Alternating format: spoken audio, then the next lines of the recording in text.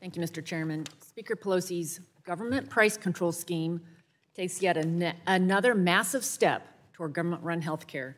It allows for the federal government to use foreign price controls to determine the cost of prescription drugs. It would make us more dependent upon China and willingly jeopardize and surrender Americans' leadership in biotechnology investment. Investment that will allow foreign citizens increasingly more first access to drugs than Americans. It will also devastate innovation here at home.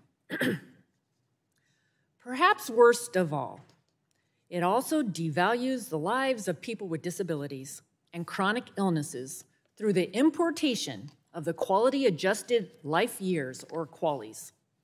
QALYs, undervalued treatments for patients who have a shorter lifespan than others. In short, if a therapeutic treats a condition for patients who are sicker, older, or have disabilities, the treatment is assessed as being less valuable.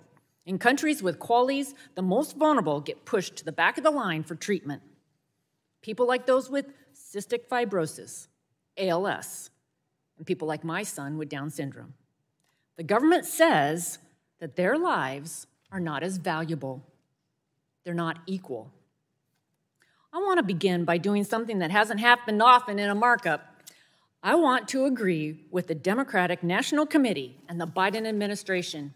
As you may know, the DNC's platform is against QALYs. Just last week, the President's Department of Health and Human Services came out with its comprehensive plan for addressing high drug prices. I think we just maybe entered that into the record, in response to the President's executive order on competition. The report states, and I quote, "There are important concerns about the equity implications of certain methodologies, such as quality adjusted life years, QALYs, for people of all ages with disabilities and chronic conditions. Drug pricing reforms should avoid utilization of methodologies that adversely impact access to needed medications for vulnerable populations." I'm grateful that the Biden administration has taken this position, a position that has long been emphasized by the Citizens Council on Disabilities, who wrote Chairman Pallone in 2019 on this legislation to say, quote, "Many of the nations used to create the average international market price rely on QALYs to determine their coverage and prices. CCD is very concerned that these provisions effectively import a quality-based and discriminatory system from abroad. These systems are discriminatory against people with disabilities and do not have a place in the United States healthcare system."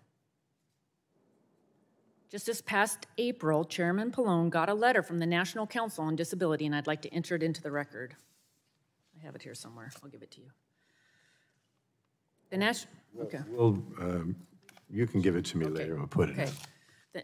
The National Council on Disability is an independent executive branch agency dedicated to disability policy leadership.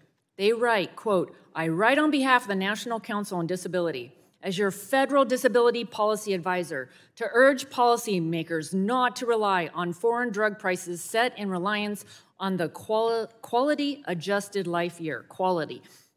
I urge support of my amendment to stop discrimination of people with disabilities and pre-existing conditions." I have some questions for Council.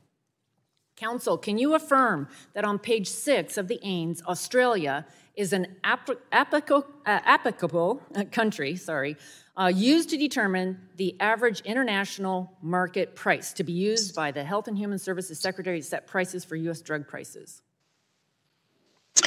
That's right, Ranking Member Rodgers. Australia is one of the 6 countries. Thank you. Can you affirm whether or not the country of Australia uses quality adjusted life years in its determination of prices for coverage of prescription drugs? For the laws and regulations of a foreign country, I cannot confirm. I would refer you to the Congressional Research Service for their laws with respect to pricing. Thank you. Thank you. Can you confirm that the countries of Canada, France, Germany, Japan, and the United Kingdom are the remaining reference countries on page 7, lines 1 through 5? That is right, Congresswoman. Can you confirm whether or not any of these countries use QALYs to determine prescription drug pricing or coverage in their countries? I cannot confirm that. I would refer you to the Congressional Research Service for foreign laws and regulations pertaining to drug prices. So now it's my understanding that all 6 of these countries use metrics. Oh, my time has expired. The gentlewoman yields back. I yield back. Do we have anyone else who wants to speak on the Rodgers amendment? I should have said. Apparently not. On either. Oh, yes, Mr. Palmer. Yes, Mr. Recognized for 5 minutes. I move to strike the last word. Gentleman's recognized. I yield additional time to the ranking member. I thank the gentleman for yielding. So it's my understanding that all 6 of these countries, Australia, Canada, France, Germany, Japan, and the United Kingdom, use metrics which restrict access to treatments, and this legislation imports those very discriminatory drug pricing policies right here into the United States.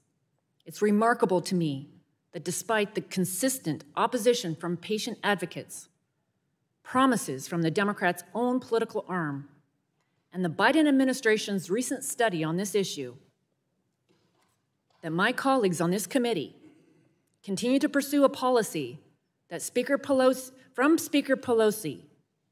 that fundamentally bakes quality-adjusted life years, QALY, into the United States drug pricing system. I offer this amendment to provide us all an opportunity to safeguard the dignity and the lives of countless Americans with disabilities and other diseases. And I yield back.